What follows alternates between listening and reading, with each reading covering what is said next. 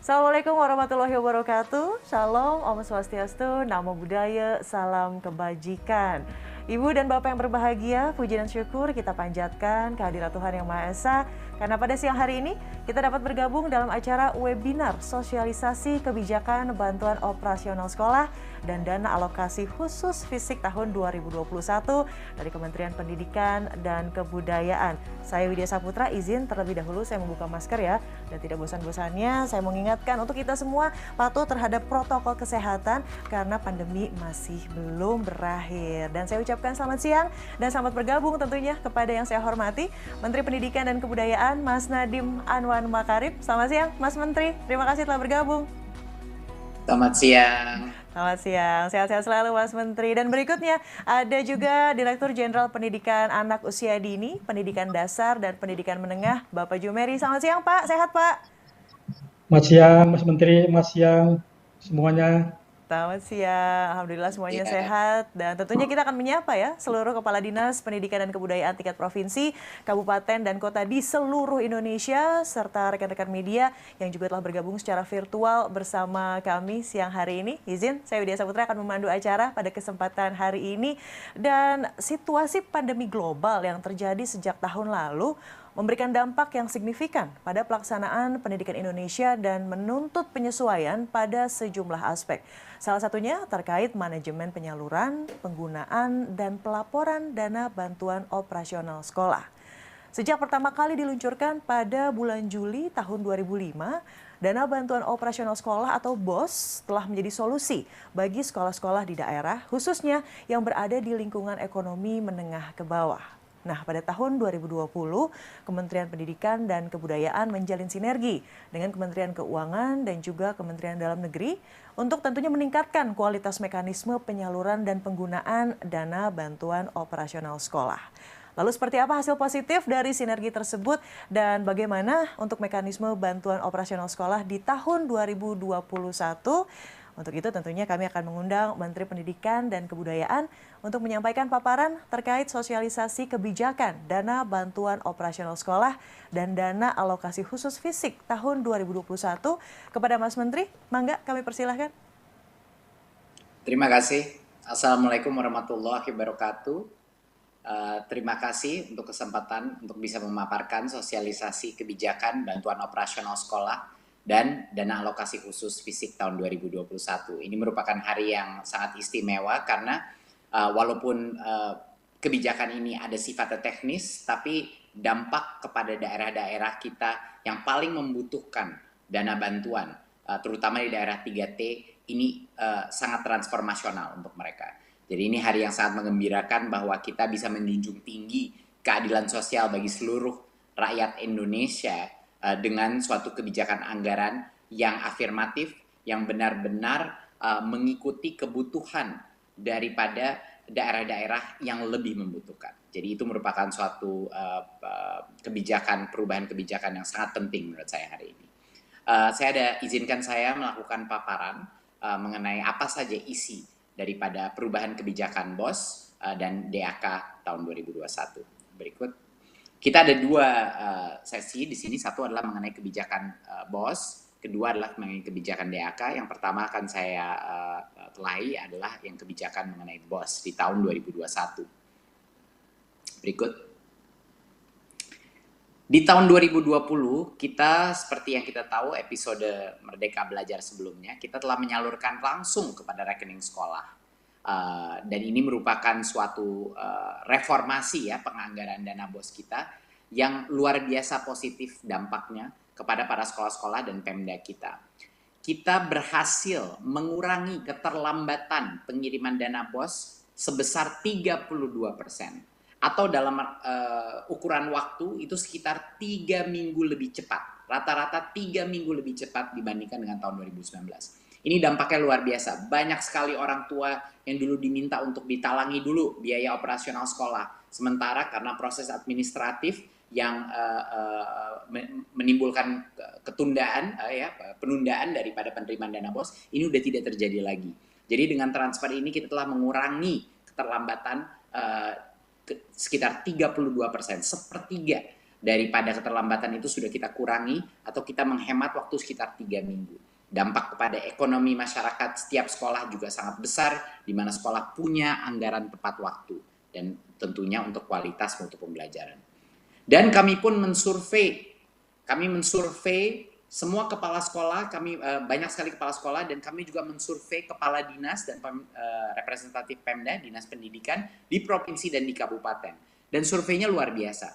Dalam survei ini 85,5% responden sekolah dan 96% daripada responden pemerintah daerah memandang penyaluran BOS langsung ke rekening sekolah ini sangat memudahkan atau sangat memudahkan. Seperti yang kelihatan tuh, yang biru tua itu memudahkan, yang biru muda itu sangat memudahkan. Jadi ini adalah suatu breakthrough ya, policy yang kita lakukan sebelumnya di tahun 2020, dan ini menjadi motivasi untuk Kemendikbud terus melakukan optimalisasi daripada reformasi kebijakan anggaran. Berikut. Di tahun 2021 kita menyediakan dana BOS kepada sekitar 216.000 satuan pendidikan dengan alokasi sebesar 52 T. Bisa terlihat di sini di dalam halamannya pembagiannya antara setiap jenjang SD, SMP, SMA, SMK, dan SLB. Ya, totalnya untuk tahun 2021 sekitar 52,5 triliun. Berikut. Ada 3 pokok-pokok kebijakan dalam bantuan operasional sekolah di tahun 2021 ya. 3 hal yang harus kita ingat. Yang pertama adalah nilai satuan biaya BOS itu bervariasi. Tadinya semuanya sama, tergantung per anak saja, dan sekarang setiap area, setiap kabupaten dan daerah dan setiap sekolah itu ada variasinya ya. Jadinya nilai satuan biayanya berubah, terdiferensiasi. Kedua adalah penggunaan dana BOS masih tetap fleksibel, masih mengikuti pedoman penggunaan atau juknis dana BOS di masa pandemi ini untuk mempermudah berbagai macam kebutuhan yang dibutuhkan masing-masing sekolah. Dan yang ketiga adalah pelaporan dana BOS ini dilakukan secara daring. Jadi kita ada transformasi metode pelaporan, dan nanti kita akan juga membahas dampaknya apa terhadap pelaporan daring ini. Ya, jadi 3 pokok kebijakan. Satu adalah unit per anaknya itu bukan seragam tapi terdiferensiasi ya. Kedua adalah masih fleksibel penggunaan dana BOS, dan ketiga adalah sistem pelaporannya adalah menggunakan teknologi sekarang secara online. Silakan berikut. Jadi yang pertama dan yang terbesar dan berita terbaik bagi banyak sekali daerah-daerah, terutama daerah-daerah terluar tertinggal di Indonesia, adalah satuan biaya BOS tidak lagi seragam. Satuan biaya BOS itu ada variasinya, ya, ada rentang nilai satuan biaya peserta didik, ya. Jadinya contohnya yang sebelumnya SD semuanya dipukul rata di 900.000 per anak, sekarang di SD ada sekitar dari 900.000 bisa sampai dengan 1,9 juta, ya. Dan ini adalah tergantung dari beberapa faktor lainnya, ya. Jadinya sekarang ada diferensiasi yang lebih afirmatif. Berikut. Diferensiasi ini menimbulkan beberapa contoh yang bisa kita tunjukkan. Diferensiasi ini ditentukan berdasarkan daerahnya itu susah tercapai, indeks kemahalannya seperti apa. Sekarang bayangkan, sebelumnya kita tidak mengambil faktor bahwa untuk membangun sesuatu di daerah tertentu bisa saja 1,5 kali lebih mahal daripada daerah lainnya, gitu. Dan kita tidak mengikuti faktor-faktor ini. Jadi sehingga sekolah-sekolah yang kecil, sekolah-sekolah di daerah yang lebih terluar dan tertinggal, itu mereka yang paling dirugikan, ya, karena kebutuhan mereka lebih banyak, ya, kebutuhan dari finansial, karena semua barang di situ lebih mahal, biaya distribusi atau biaya logistik untuk sampai ke daerah-daerah itu lebih tinggi, tapi tidak ada konsiderasi dari sisi kebijakan. Itulah yang kita benarkan. Ini kita mengambil contoh, salah satu contoh kita di NTT, di mana NTT di tahun 2000 di Kabupaten Timur Tengah Selatan NTT di tahun 2021 akan mengalami perubahan cukup signifikan, sekitar 5-6% lebih besar alokasi dana BOS-nya di beberapa SD, SMP, dan SMKN-nya, karena sekarang kita sudah memfaktorkan indeks kemahalan masing-masing area.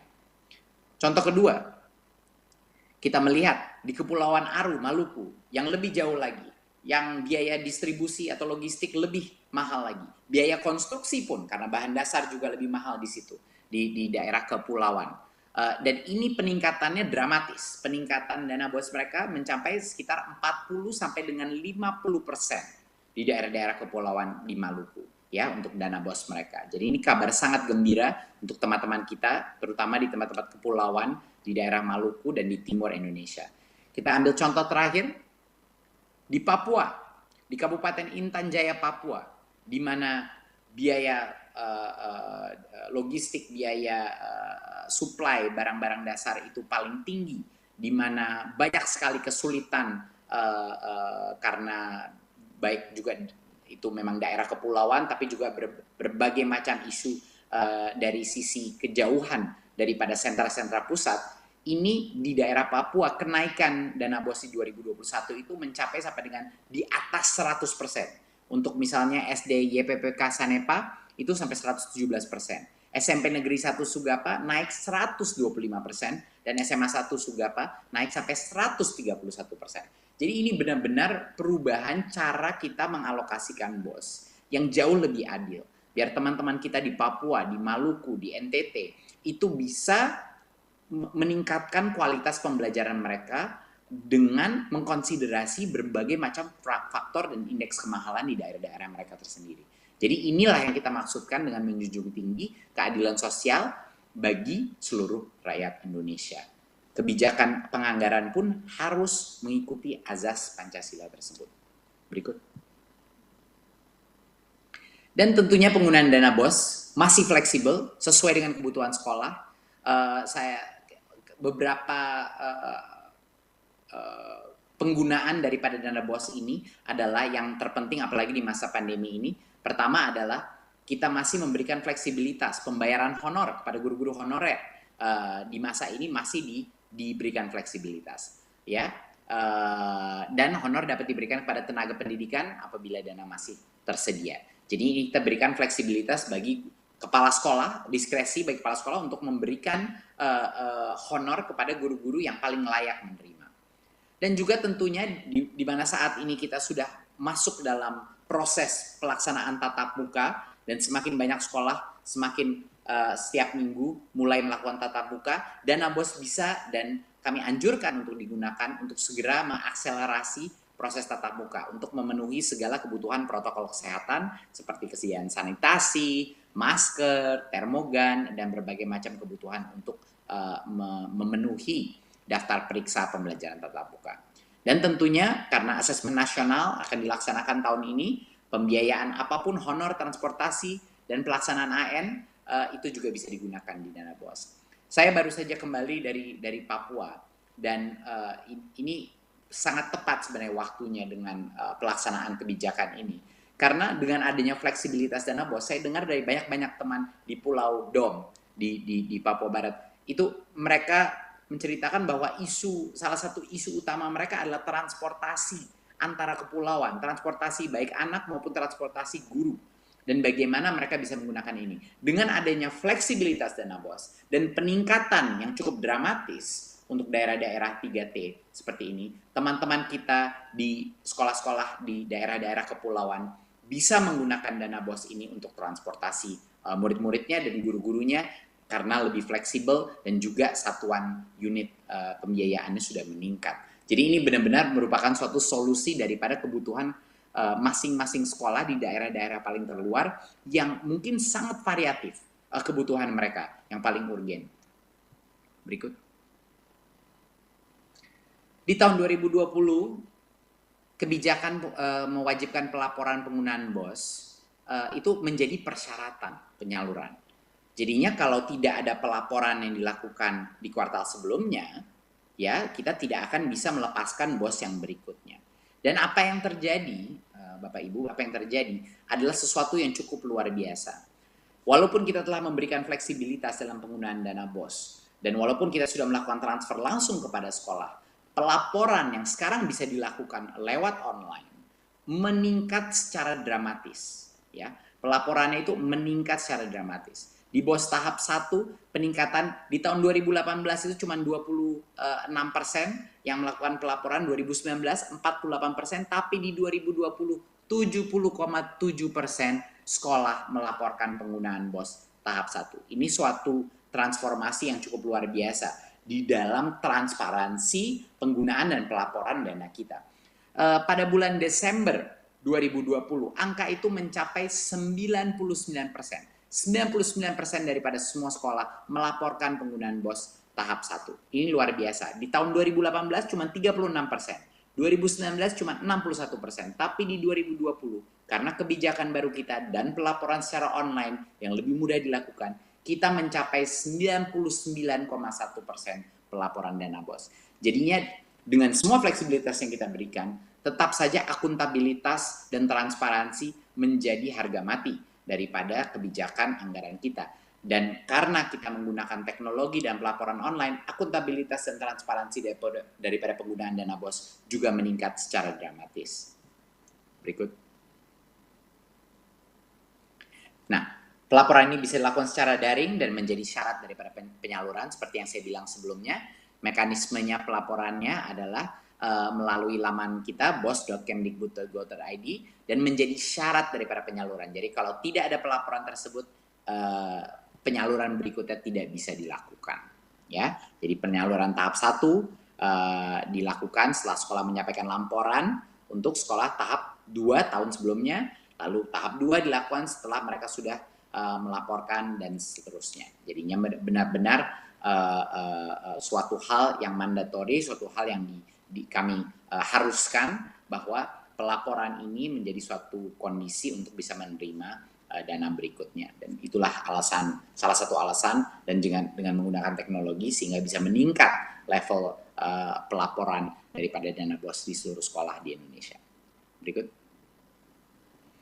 Sekarang kita akan bicarakan kebijakan dana alokasi khusus fisik tahun 2021. Berikut. Di tahun 2021 pemerintah menyediakan DAK fisik untuk sekitar 31.600 satuan pendidikan, ya, dengan alokasi sebesar 17,7 triliun rupiah. Di sini terlihat pembagiannya berdasarkan jenjang. Berikut. Ada 3 pokok kebijakan. Yang pertama adalah fokus kepada ketuntasan sarana dan prasarana pendidikan. Ya, pemenuhan ini dilakukan secara menyeluruh untuk semua kebutuhan prasarana sekolah. Jadinya whole school approach. Jadinya bukan cuman pagar-pagar dan pintunya saja atau ruang gedung kelas, tapi secara holistik. Kedua adalah pelaksanaannya bersifat kontraktual, jadi kepala sekolah tinggal fokus kepada proses pembelajaran dan tidak harus melaksanakan kegiatan rehabilitasi dan pembangunan prasarananya sendiri. Dan ketiga adalah pelibatan Dinas PUPR. Dinas PUPR di masing-masing daerah yang akan melakukan asesmen kerusakan dan meningkatkan validitas data sarana prasarana sekolah. Jadi sekarang ada tim profesional yang akan melakukan asesmen, evaluasi, dan juga memonitor dan mengevaluasi pekerjaan yang dilaksanakan. Berikut. Nah, di tahun 2020 fokus kita adalah untuk menyasar sebanyak mungkin sekolah yang membutuhkan rehabilitasi, ya, yang ada rusak berat, rusak ringan, dan lain-lain. Dan pemenuhan ini dilakukan secara parsial, jadinya menyebar ke banyak sekolah. Di tahun 2021 kita sedikit berubah strateginya. Strateginya adalah untuk memastikan setiap sekolah itu selesai. Pemenuhan itu dilakukan secara holistik, menyeluruh sesuai kebutuhan sarana prasarana masing-masing sekolah. Dan harapannya dampaknya adalah walaupun sasaran sekolah kita lebih mengecil, tapi seluruh permasalahan sarpras di sekolah itu tuntas dan selesai. Itu adalah harapan kita dengan perubahan strategi ini, agar dipastikan kalau kita bantu itu sekolah itu benar-benar sampai tuntas kebutuhan sarana prasarananya dan berbagai macam rehabilitasi yang dibutuhkan. Berikut. Nah, dana alokasi fisik menunya di 2021 untuk ketuntasan sarana prasarana sekolah. Jadi apa saja sebenarnya yang bisa dilakukan sebagai yang kita maksudkan dengan whole school, ya. Menu ini meliputi bukan hanya rehab, tapi pembangunan ruang kelas, perpustakaan, ruang guru, toilet, laboratorium, ruang praktek, UKS, rumah dinas guru, ruang ibadah, dan ruang pembelajaran inklusi. Penyediaan sarana pendidikan juga rincian menu ini meliputi semua pengadaan alat laboratorium, peralatan praktek utama, dan media pembelajaran termasuk alat-alat TIK. Jadi ini benar-benar diberikan menu yang jauh lebih fleksibel. Berikut. Pengadaan secara kontraktual ini kita banyak sekali mendengar komplain-komplain dari beberapa waktu saya mengunjungi berbagai macam kepala sekolah. Banyak yang mengkomplain bahwa sistem swakelola ini benar-benar membebankan kepala sekolah. Banyak dari mereka yang tidak tahu mungkin secara prosedural bagaimana, ada pihak-pihak oknum yang juga mengganggu mereka. Jadinya ini menjadi suatu beban mental dan beban administratif bagi banyak sekali kepala sekolah. Jadi kita di tahun ini pindah dari sistem swakelola ke sistem kontraktual, di mana yang akan dilakukan ini dilaksanakan oleh Dinas Pendidikan ya dengan penyedia dan manajemen terpusat di Dinas Pendidikan agar sekolah tidak terbebani dengan semua urusan pengadaan barang dan jasa dan juga peralatan itu disediakan oleh penyedia. Jadi dalam pelaksanaan dibutuhkan peralatan khusus kontraktor bisa mendatangkan dari daerah lain. Dan dari sisi waktu ini ada jaminan ketepatan penyelesaian. Jadi paling tidak ada faktor waktu dan suatu komitmen dari pemerintah daerah, dari Dinas Pendidikan kapan bisa diselesaikan, dan harapannya hasilnya kualitas bangunan juga lebih baik dan juga efisiensi juga lebih baik. Berikut. Kita juga akan melibatkan Dinas PUPR untuk meningkatkan validitas data sarana prasarana sekolah. Ini artinya dari sisi penilaian kerusakan, validitas data, dan juga efisiensi, pihak Dinas PUPR daerah akan melakukan monitoring dan evaluasi agar dana ini digunakan tepat sasaran dengan efisiensi yang baik. Berikut. Jadi untuk menyimpulkan kebijakan ini, yang pertama dan tentunya yang suatu kabar yang sangat gembira bagi banyak sekali daerah-daerah terluar di Indonesia, terutama di luar beberapa daerah di luar Jawa, nilai satuan biaya BOS sekarang bervariasi sesuai karakteristik daerah dan sesuai dengan indeks kemahalan di masing-masing daerah. Tidak ada lagi diskriminasi terhadap daerah-daerah yang punya sekolah-sekolah kecil atau daerah-daerah yang indeks konstruksi atau indeks kemampuan membayarnya itu kemahalannya itu sangat tinggi. Dan yang kedua adalah penggunaan dana BOS ini masih fleksibel seperti di situasi pandemi seperti ini untuk segala macam kebutuhan sekolah, terutama untuk persiapan untuk tatap muka.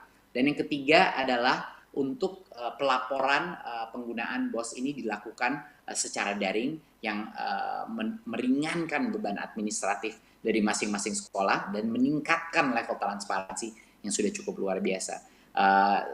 Teman-teman kita di Maluku, di NTT, di Papua akan menerima alokasi BOS yang jauh lebih besar secara total dari yang sebelumnya. Dan ini merupakan kabar gembira dan menjunjung tinggi Pancasila, salah satu butir Pancasila, yaitu keadilan sosial bagi seluruh rakyat Indonesia. Yang itu yang harus kita junjung tinggi di seluruh Nusantara. Dan yang kedua adalah kebijakan mengenai DAK. Berikut. Ya, kebijakan DAK yang kita alokasikan 17,7 triliun.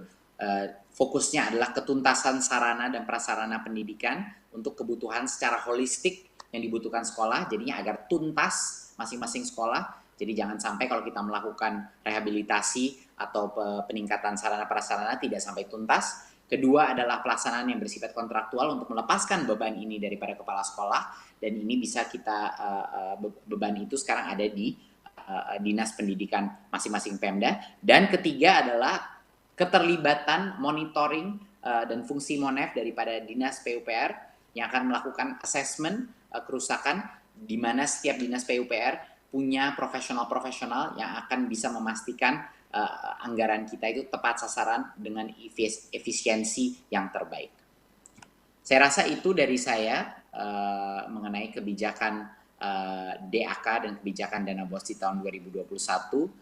Ini adalah upaya daripada Kemendikbud dan pemerintah pusat untuk memastikan bahwa reformasi kebijakan anggaran kita di dunia pendidikan terus meningkat dan terus menghasilkan mutu pembelajaran yang baik dan terus menghasilkan pemerataan akses dan keadilan sosial bagi masyarakat di negara kita. Terima kasih. Wassalamualaikum warahmatullahi wabarakatuh.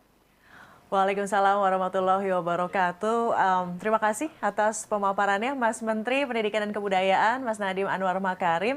Tentunya ini merupakan kabar gembira. Saya suka sekali tadi ada kata-kata pengejawantahan dari sila keadilan sosial bagi seluruh Indonesia dan tentunya sebagai kelanjutan dari Merdeka Belajar episode 3 yang diluncurkan tahun lalu terkait mekanisme bantuan operasional sekolah atau BOS. Nah, selanjutnya kami akan mohon Direktur Jenderal Pendidikan Anak Usia Dini, Pendidikan Dasar dan Pendidikan Menengah, Paudasmen, Bapak Jumeri, juga untuk gabung, Pak, bersama Mas Menteri dan bersama-sama menjawab sejumlah pertanyaan yang sudah diajukan oleh peserta webinar kita siang hari ini. Siapa Jumeri? Aman ya? Sudah terdengar suaranya ya?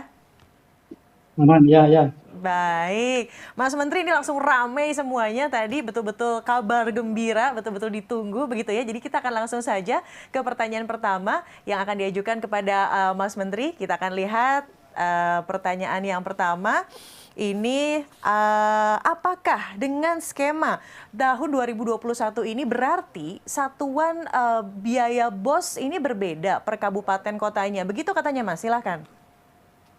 Betul, satuan biaya BOS itu akan berbeda di tiap kabupaten kota. Dan ini sangat berarti karena salah satu tujuan satuan biaya disusun secara manjemuk ini adalah untuk menekan ketimpangan atau kesenjangan antar wilayah. Yang tadinya itu sangat tidak adil bagi wilayah-wilayah di mana biaya konstruksi, biaya beli barang itu jauh lebih mahal, dia malah lebih dirugikan lagi. Padahal tingkat sosioekonomi di daerah-daerah itu sudah biasa relatif lebih rendah dari daerah lain. Jadinya ini benar-benar equalizer, suatu menutupi ketimpangan dan kesenjangan antara wilayah. Jadi cara kita melakukan penghitungan itu ada dua indikator, yaitu satu adalah indeks kemahalan konstruksi atau IKK, dan satunya lagi adalah indeks peserta didik di tiap wilayah di kabupaten dan kota. Gitu. Wilayah dengan IKK yang tinggi dan IPD yang rendah, maka satuan biaya di wilayah tersebut dengan kenaikan satuan biaya yang tinggi. Gitu. Wilayah dengan IKK yang sedang dan IPD yang sedang, maka satuan biaya di wilayah tersebut dengan kenaikan satuan biaya yang sedang. Jadi ini benar-benar transformasional menurut saya, karena selama ini kita menghitungnya hanya per anak aja. Jadi bayangkan di kepulauan-kepulauan di mana sekolah itu udah indeks kemahalannya tinggi, ya, udah gitu jumlah muridnya lebih kecil, padahal ada minimum cost untuk mengoperasionalkan sekolah. Jadinya ini luar biasa menurut saya suatu perubahan, terutama untuk daerah-daerah kita yang paling membutuhkan. Oke, noted Mas Menteri. Berikutnya juga apakah ini kebijakan BOS 2021 juga berlaku untuk BOP PAUD dan BOP kesetaraan? Ya, kebijakan yang kami rancang ini merupakan upaya mewujudkan sinergitas ya, peran pemerintah pusat dan pemerintah daerah dengan penyelenggaraan pendidikan. Nah, tahun 2021 kebijakan BOS ini hanya BOS dengan satuan biaya majemuk itu tapi belum berlaku untuk BOP PAUD dan BOP pendidikan kesetaraan. Nah, direncanakan kebijakan satuan biaya majemuk untuk BOP itu kalau bisa insya Allah akan mulai diperlakukan di tahun 2022. Jadinya belum untuk tahun ini. Tapi kami sedang perjuangkan apapun yang kita lakukan untuk BOS, harapan kami dan inilah perjuangan di Kemendikbud untuk itu juga diberlakukan nanti untuk BOP PAUD dan BOP kesetaraan. Oke, well noted Mas Menteri, terima kasih. Dua pertanyaan terlebih dahulu. Dan sekarang juga ada pertanyaan tentunya kepada Pak Jumeri. Pak Jumeri? Ya, siapa? Oke, baik. Pak Jumeri sudah mendengar ya, mendengar suara saya, baik. Dan pertanyaan kepada Pak Jumeri ini terkait selama pandemi begitu Pak. Tidak ada persentase dari dana BOS untuk pembayaran honor. Nah, katanya apabila ada suatu bencana alam terjadi di daerah dan tidak ditetapkan sebagai bencana nasional, apakah pembatasan honor 50% ini akan berlaku untuk daerah tersebut? Pak Jumeri, silakan. Jadi pembatasan ini tidak berlaku lagi, Mbak. Jadi bagi daerah-daerah yang ditetapkan sebagai daerah bencana maupun bencana nasional, maka ketetapan honor 50% bisa diabaikan. Jadi bahkan bisa sampai lebih dari 50%. Itu jika suatu daerah atau negeri ini dinyatakan sedang dalam bencana. Baik, semoga terjawab ya tadi pertanyaan pertama. Pertanyaan kedua ya berikutnya Pak Jumeri, ini langsung pelaporan katanya menjadi persyaratan penyaluran. Nah lalu bagaimana nih dengan satuan pendidikan dengan keterbatasan internet?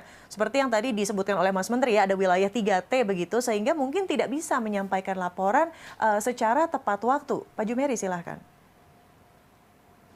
Jadi laporan lewat internet ini adalah bagian dari akuntabilitas atas bantuan yang kita berikan kepada satuan pendidikan. Nah, bagi satuan pendidikan diberi waktu cukup panjang. Jadi, laporan penerimaan tahap 1 itu bisa sebagai dasar untuk penerimaan tahap 3, bukan dasar penerimaan tahap 2. Sehingga ada selang 1 tahap, Mbak. Ini merupakan waktu yang cukup bagi satuan pendidikan untuk melaporkan.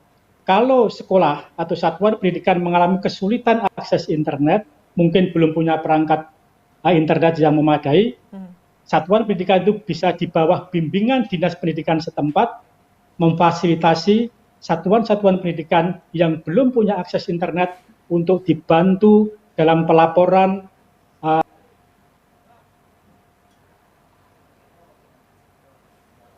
Ya, mohon maaf kami sepertinya mengalami gangguan teknis Pak Jumeri. Tadi pertanyaannya masih terkait juga tentunya di tema siang hari ini ya, terkait sosialisasi kebijakan bantuan operasional sekolah dan dana alokasi khusus fisik tahun 2021. Mas Menteri, berikutnya langsung ke teman-teman media ya, juga sudah bergabung dari tadi via Zoom. Kita akan melihat pertanyaan pertama dari siapa nih? Kita akan lihat pertanyaan yang dari Dian Warastuti dari Harian Waspada.